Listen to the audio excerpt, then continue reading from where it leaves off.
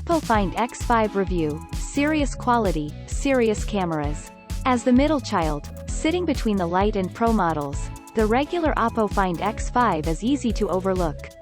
Even Oppo itself dedicated just 4 pages to the phone in its reviewer's guide, compared to over 40 for the Pro. To be fair, the Find X5 is so similar and shares so many of the Pro's features that it didn't warrant going over the same ground again. Then again, while Oppo would like you to think it's virtually identical but cheaper, there are many subtle differences that mean it is quite a different phone overall. The question is it a better buy than the Xiaomi 12 or Galaxy S22? Arguably it is, but to explain why, let's get into the detail.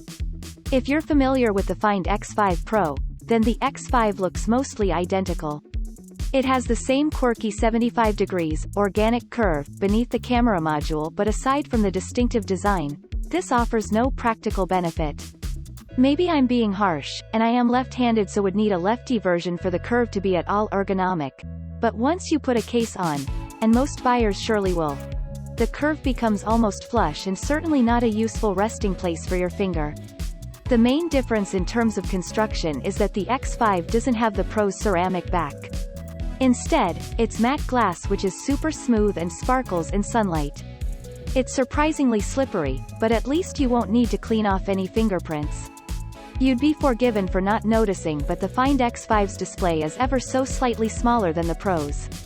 But it isn't just size, the resolution and the underlying tech are different too.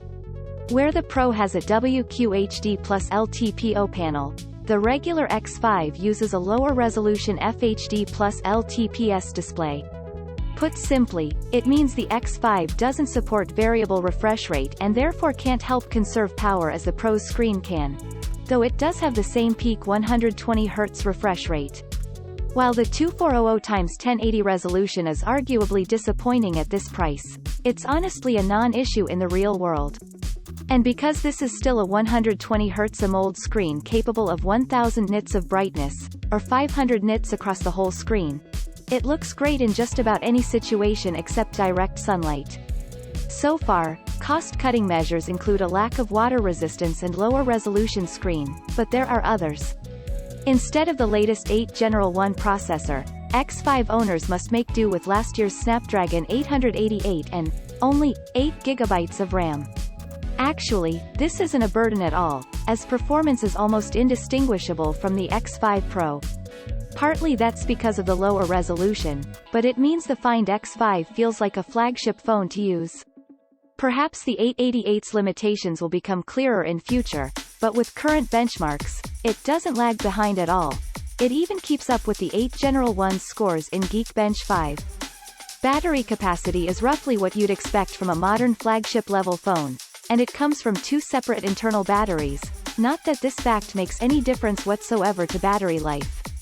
With normal use, you'll get through a day but not a lot more.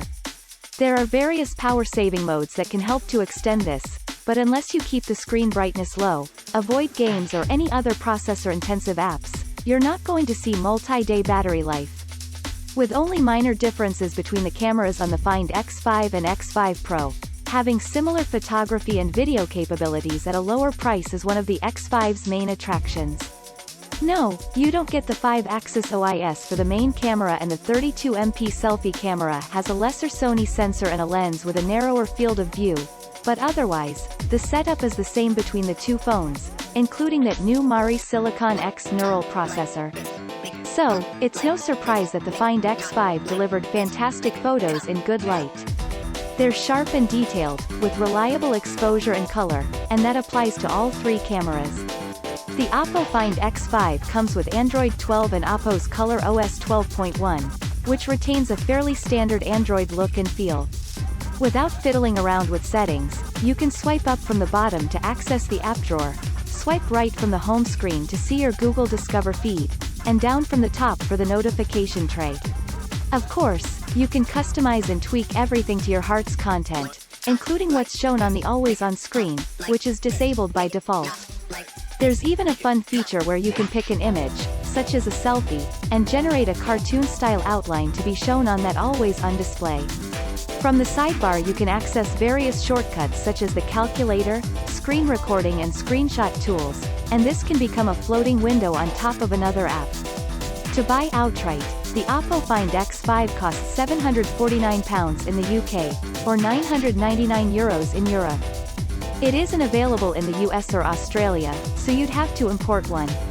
It's available to buy from Oppo directly, or Amazon or Currys in the UK. On contract, you can get a Find X5 from Vodafone, which kindly loaned us the X5 for this review, Carphone Warehouse, EE, O2, or Sky Mobile. We're working to round up the best deals out there on the phone, so make sure to read our guide to where to buy the Find X5. For alternatives, see our roundup of the best Android phones or even the best mid-range phones if you're after something less expensive.